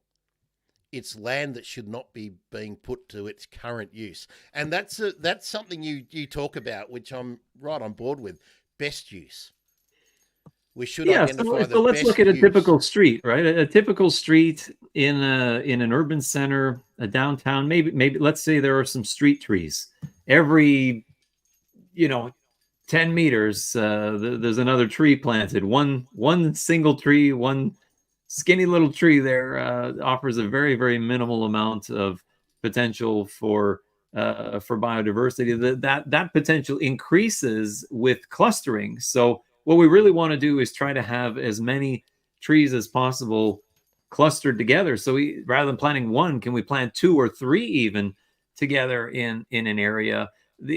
Some of these are very simple things that we can do, is just change that shift that practice a little bit at areas. So just, behind you, if there's a single tree standing alone, can we look at opportunities to have to create pockets of mini forests, gradually improve them?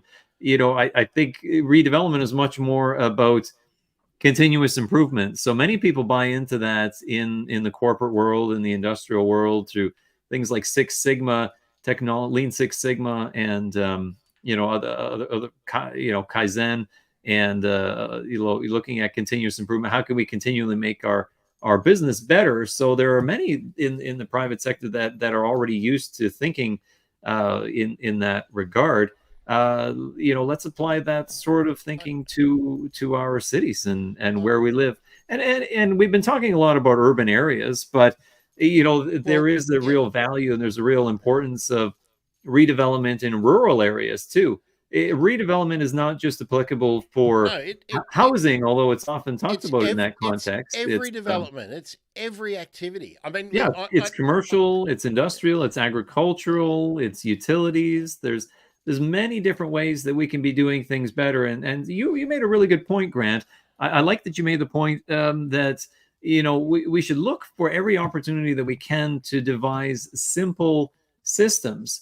And when a system is not proposed as being a simple system, when a system is proposed that seems like it's involving unnecessary steps, or it's involving additional dependency, or it's involving the conversion of additional green land to gray, then we have to be very suspicious of that kind of activity. Like, just for example, this idea, well, let's have more solar farms. Fine, let's have more solar farms. Well, why do they have to be in such far-flung areas? Oh, because that's where people, that's where investors can access cheaper land right now. They don't have to work as hard to assemble, let's say 30 acres or 40 acres together.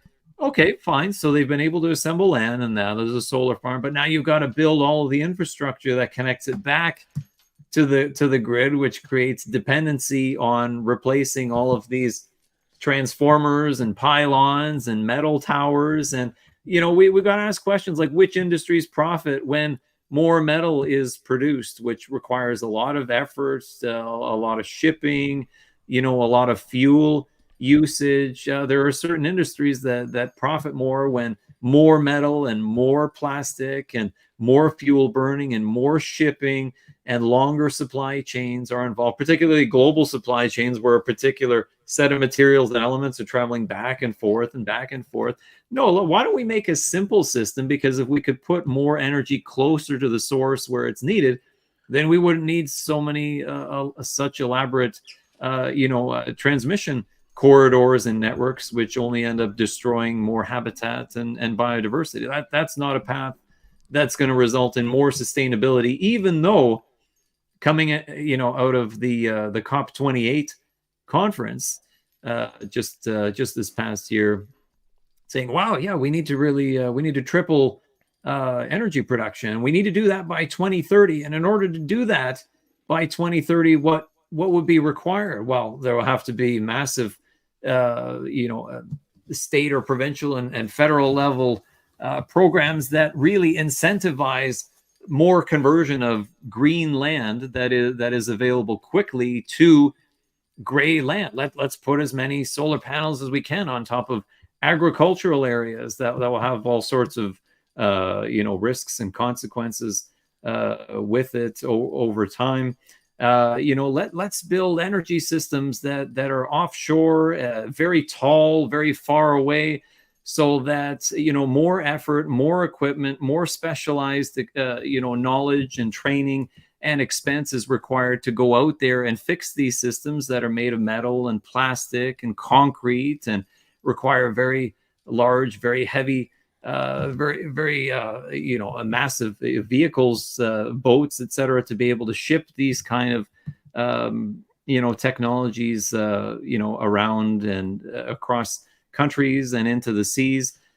We don't have to do things that way. There are vested interests that want things to go in that particular direction because they will make more money.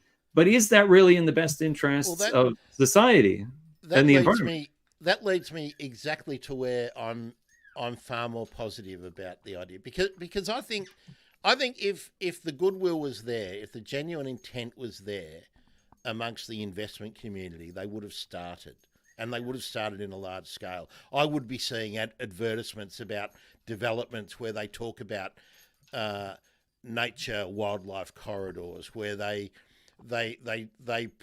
promote that they have wildlife underpasses, that they promote that they are collecting all the stormwater runoff and retreating it and using it. I just don't see that. It happens.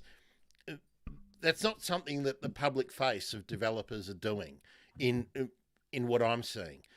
But where we do talk about examples in some countries, Singapore, and there's plenty of others, often these redevelopments of public open space and whatnot, they were actually forced by the government.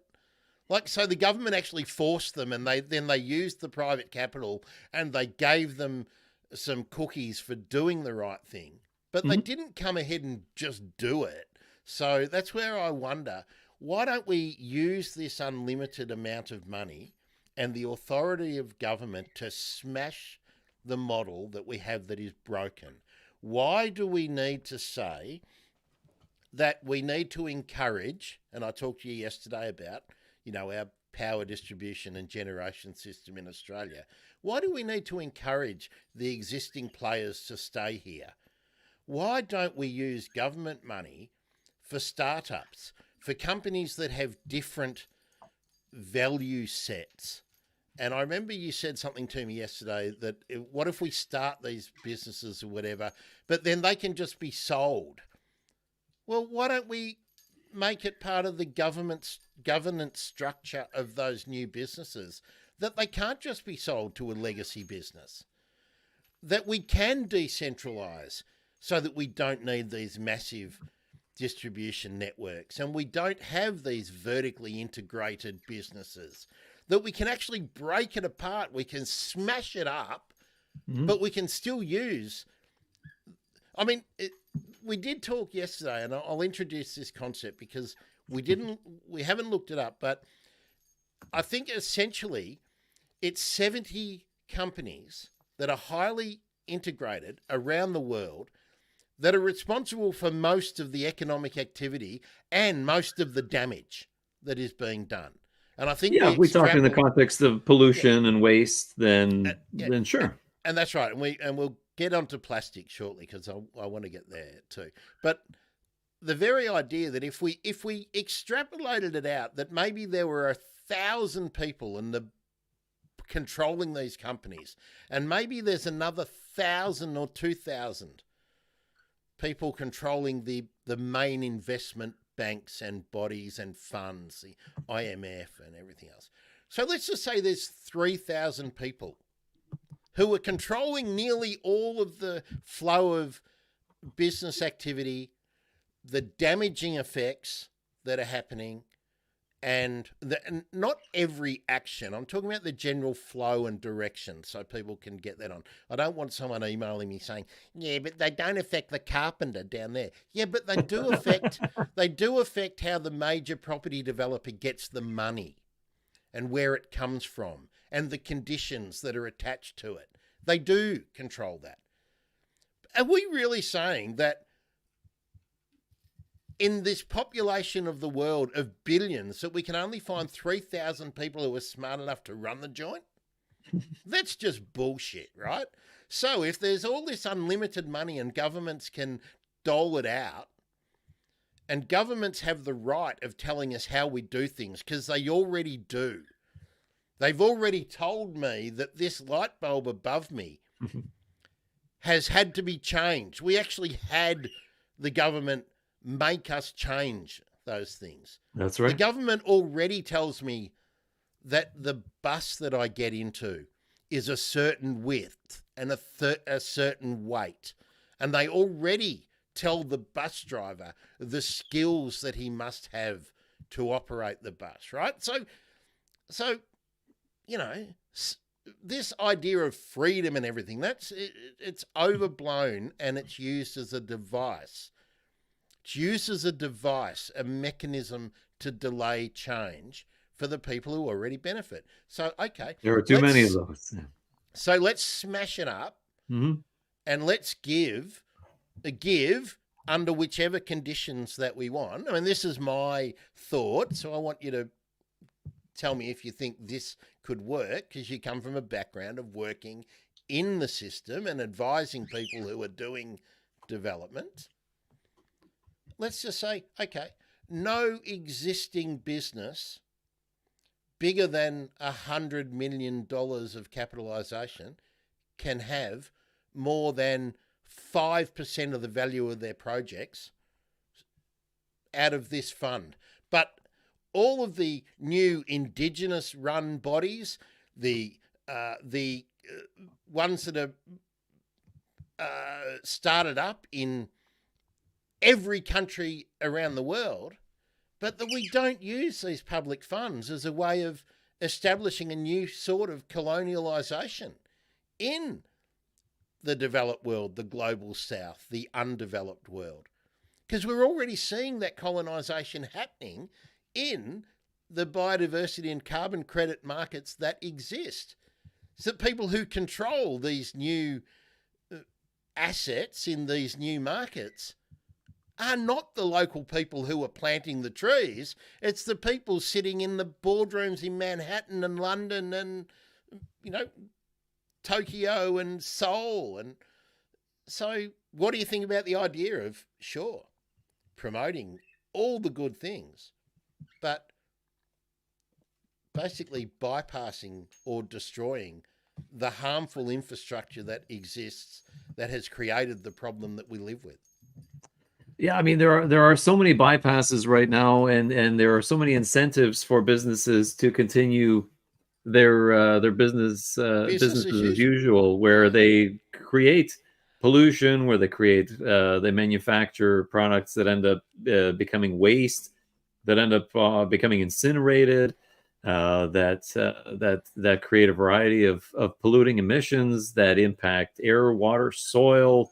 There are too many incentives for businesses to be able to do that. That there are systems available for people to purchase, for companies to purchase biodiversity credits, carbon credits, carbon offsets.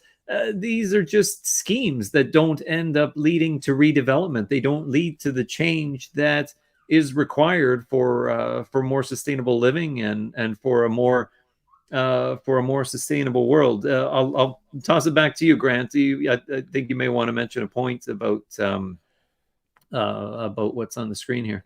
Yeah, well, I'm just saying that our carbon credit system that exists in Australia has already been found in numerous studies to not work, to not do what it, to not have the biodiversity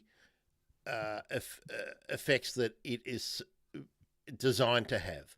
Right. We see that worldwide with all sorts of carbon credit schemes with, I've seen things where they're supposed to promote the preservation of particular species, and there's always a hook, a carbon credit, an offset value or something for a company, and then the project doesn't do what it was supposed to do. So the corporate entity gets the benefit and the damage continues to happen, and the benefit that is supposed to have happened and has been accounted for and has been claimed, and the proponents and the benefits have already got the great greenwash cloak and wrapped themselves in it and put it on all of their wrappers or whatever, right? Their signage or whatever they're using to communicate their goodness. And it's a facade. It's bullshit. So absolutely. So I would like to see. I'll put another aspect. And what I'm going to say too, Myron, is I don't want to go to plastic because we can't cover it all. What I want to do problem. We don't have. Yeah, that's quite all right. Yeah. That'll be another day. That'll be a future talk. That's what I want to do is invite you back just to talk about plastic, because that's a whole different thing. But you've been casting your mind to this for so long, and it's so complex, and I feel like we haven't actually got anywhere. Even though we've talked about so many of the good issues, I still feel like we haven't got anywhere. So I want to put two things to you. The second one will be, to anyone listening now, this is the second one, but I just want to get you thinking about it. What would you tell someone who wants to be effective and get change happening now or yesterday? Someone like me who wants it all now. I want it all. I want the perfect world, and I want it now. What's the most effective thing that you think we can do to ensure that redevelopment starts occurring urgently? That's the second thing I want to talk about. It's really got to be about action and not distraction. So there are so many different kinds of distractions. You know, we got to take 3 years and develop a policy. We've got to get more countries together. We've got to get 70,000 people together at COP28 and invite different types of parties from different economic categories and sectors and countries, etc. To each come and tell us the same message, that they want to see the environment improve. They want to save the environment. They want to save the planet. We need to have more people come and talk about it. We've got to have greater public consultation. We've got to have we've got to sign more treaties. We've got to sign more protocols and agreements. You know what? We got to do more research about it. You know, the research is really inconclusive. We need to keep doing more research. We got to publish more white papers. We got to really get the word out there. We got to train more people to to understand the issues that are at hand. We got to create a system so that we don't impact the economy. We've got to establish carbon offsets and carbon credits and carbon capture and storage systems that will capture CO2 that will then be used in an industrial process, which essentially just puts it right back into the atmosphere so that we're no further ahead. All of these are distractions, and they don't lead to the redevelopment that we really need to see. The issue is everyone needs to focus on redevelopment. If you're an activist, if you legitimately want things to change, then you have to focus on redevelopment. Have week 280 of a climate strike. Is redevelopment happening? No. Have the 47th meeting of your task force to end homelessness. But did any redevelopment happen? Were any neighborhoods changed? Was more housing actually created? Have a consultant come in and write a report about the status, and have people do more research about the status of the water, assess the quality of the water.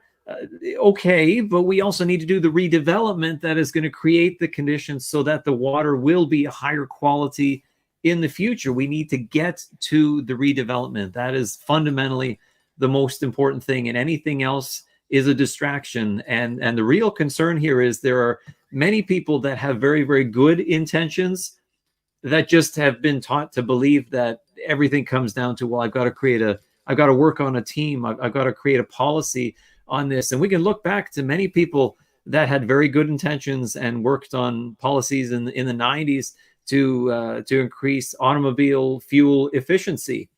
And all that ended up doing was serving as a distraction that would allow the perpetuation of more roads and freeways to be built, of more cars to be manufactured, of more fuel to be used. So these systems did not end up working. There were some people that had good intentions. There were also people that came into these discussions that had perhaps certain kinds of corporate interests. Maybe they did not have the best intentions. So you've got a mix of both good intentions and bad intentions that are going toward outcomes that do not actually lead to redevelopment. So that is ultimately how people tell whether a candidate is serious or not, that they're thinking about voting for, that a party is worth electing or not, that a particular avenue or technology or system is worth pursuing or not? Does it lead to redevelopment? Is there going to be, gray area that's converted to green area,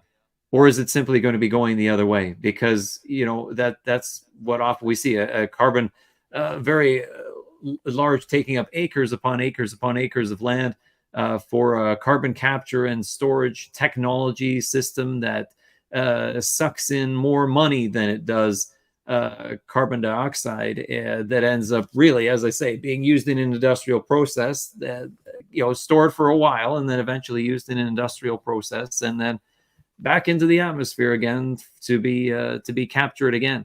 That's how can we say that's the way forward? Where is the redevelopment? How did anything change? Think about that bowl of ice cream.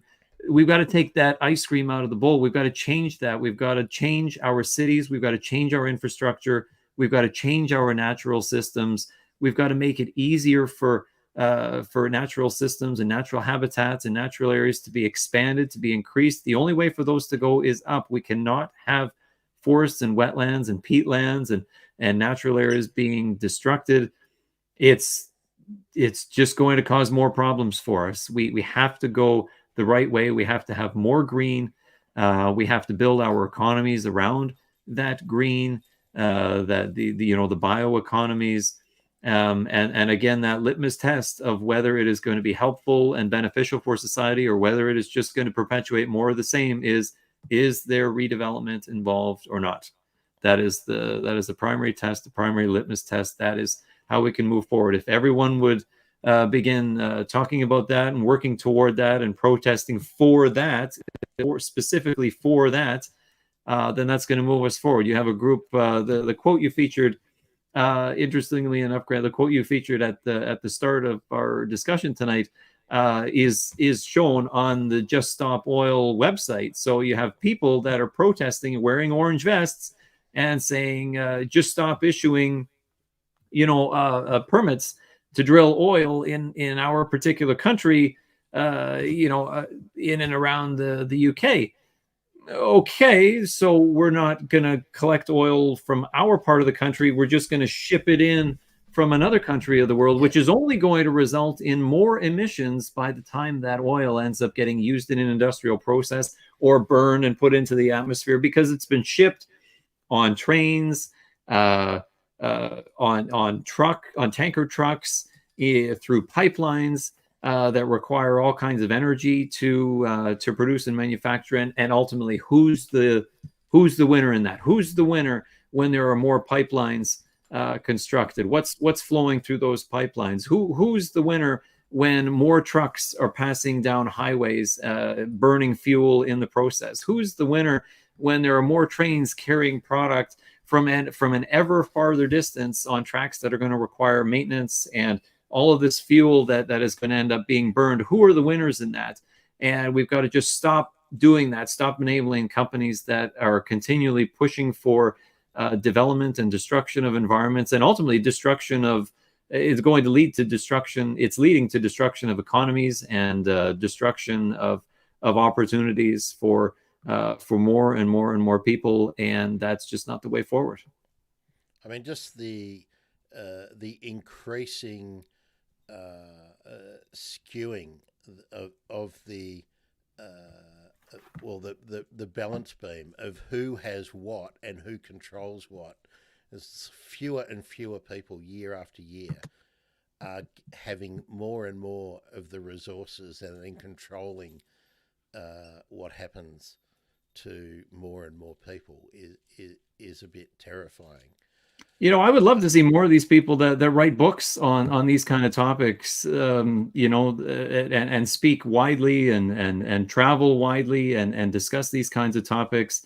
People like Chris Packham or Michael Mann or Catherine Hayhoe, search their feeds, read their books. Bill McKibben, how many times have they mentioned the word redevelopment in their books?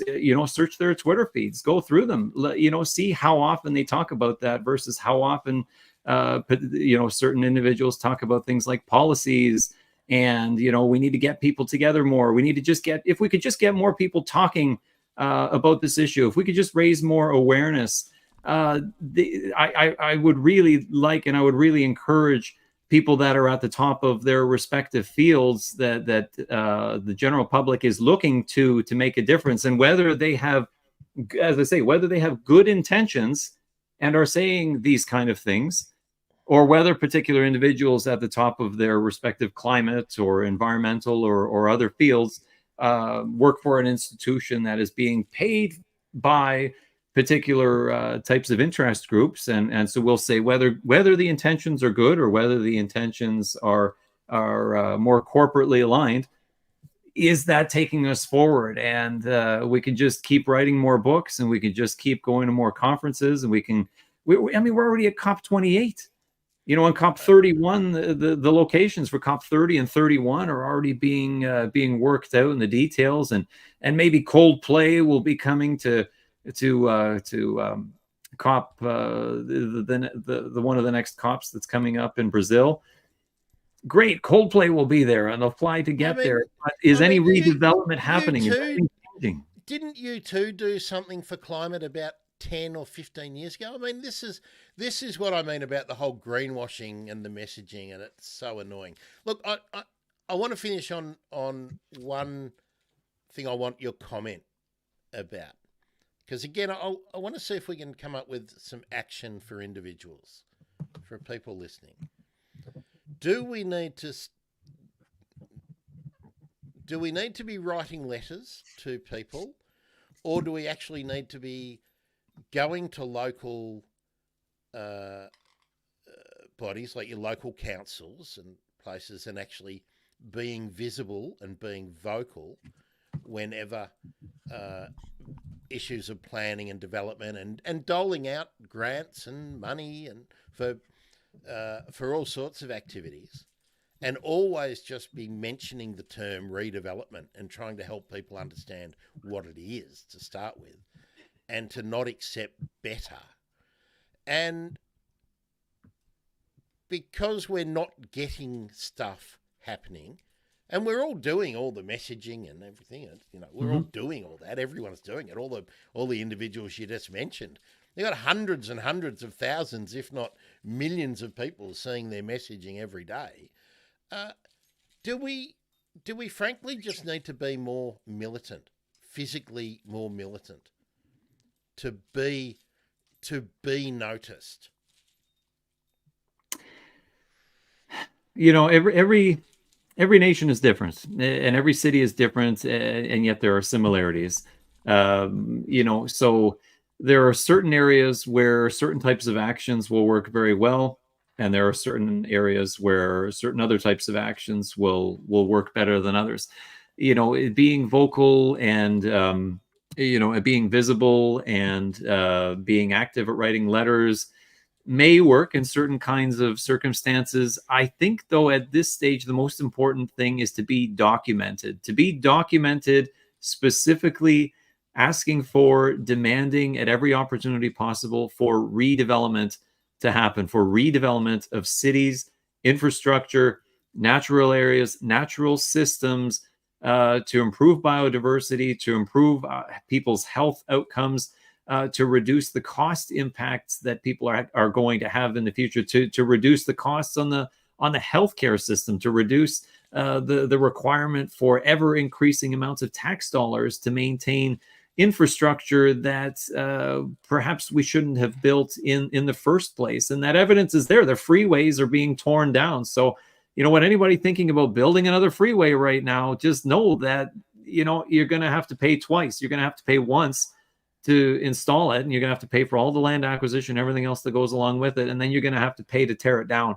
That's what's going to happen. Eventually, more and more and more freeways are going to be torn down. So part of the reason I say be documented, because somebody could go to a protest and then go home and perhaps give themselves a pat on the back and say, you know what, I'm really glad I did that. You know, and it is important. I mean, you know, people connect with other people. It's important.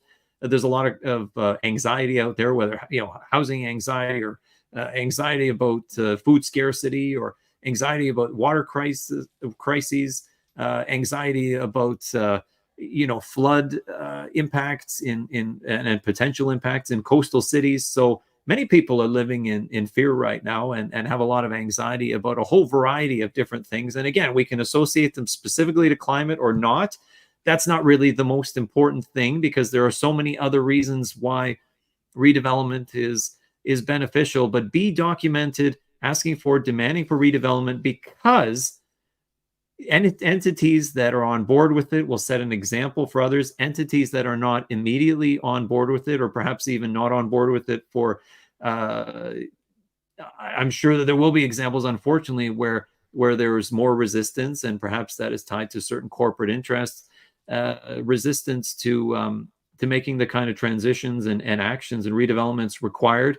Where there is resistance, then this documentation is going to be very important, because ultimately there will be legal cases that are fought. And if there is an absolutely substantial, overwhelming body of knowledge and information, then the more that that demands for redevelopment can be documented. I think that is really critical. And for those that may be just tuning in, feel free to go back once this discussion is available online, where we go through some of the dictionary definitions of redevelopment. So this isn't something that I've created as some kind of proprietary term, with that's trademarked out of my company. This is to be upfront and just straightforward with people, to be as accessible with advice and knowledge and expertise as possible. This is a dictionary definition of a word. You start with development, and we're going to tear down natural areas, or we're going to redevelop areas that have already been developed, and we're going to do it in a better way. We're going to make all this deployable capital that's already available in very, very specific niche industries, and be very careful about industries. There's lots of money being made available for the energy industry, but again, how many of those funds are also being used to solve a whole variety of other issues that are present at the same time? Chances are, if they're just going to buying up properties and creating more development out there in what used to be natural areas, or what used to be farmland, and now we're turning that into an industrial sort of a utility use, it's leaving all of that ice cream in the bowl. We haven't really changed anything. We haven't moved the needle on reducing pollution and reducing waste, which should really be the major priorities for cities all over the world. So bird folk and wildlife folk, perhaps the most effective way to ensure that we are not losing any more biodiversity is to make more of the decision makers and the influential people who may have some pull with the decision makers to start understanding that better development is just not good enough. It must be redevelopment. And you can learn more, because there's so much more to read and understand. I mean, it's such a hard thing to do in an audio form. And even, we probably we've got so many more things lined up to talk about, but we just can't get through all of it. Oh today. Yeah, we could talk for days. So we could talk for weeks. We could talk for years about this. But time is really of the essence, and you and I both, Grant, want to see things improve. We want to see things change. We don't want to see any more species go extinct. We don't want to see any more of our fellow members of humanity have to suffer unnecessarily. We don't want to see anybody have to go homeless just because there isn't enough housing available for people. We don't want to have people that aren't able to access clean drinking water or can't breathe the air because it's too toxic. We haven't even talked about climate migration. One of the big issues that's the dislocation and translocation of people because of the effects of climate change. So folks, I'll just let you know that Myron will be joining me, and we'll sort that out shortly, and hopefully it's quite soon, so we don't let the idea go stale. And we have talked about some of the other people that we would like to invite in to discussions, who are in different little pigeonholes of the activist and educator field, and we want to get some policy makers and some industry leaders and some of the people that I'm often very critical of involved in the conversation, and just to see what they say when it's not a press release. That's what I'm always interested in. Now, if you want to know more about what Myron is doing, as he mentioned, you can go to redlight.com. But for someone like me from Australia, I thought it was Readlight, READLYTE.com. If you're viewing, it's on the screen. There'll be a link in the podcast description. And for social media, on Twitter or X, at Redlight or at Readlight, READLYTE on the Twitter. And of course, if you're not already following me on the Twitter, the X, at Bird Emergency, and if you don't know about the audio podcast, the birdemergency.com/podcast, or the other thing I'd encourage you to check out is the birdemergency.com/YouTube, where everything gets posted. Audio podcast listeners, you don't get everything. So do head over to the birdemergency.com/YouTube. Myron Belej, all the way across the ocean in Canada. It's been great. Thanks for joining me, and we will set up something very soon to first talk about plastic, because that's even a more intractable problem that we face. But maybe there are some positives that we can talk about with that too. I'm Grant. I'm a bird nerd. This has been the Bird Emergency. I look forward to you joining me again soon.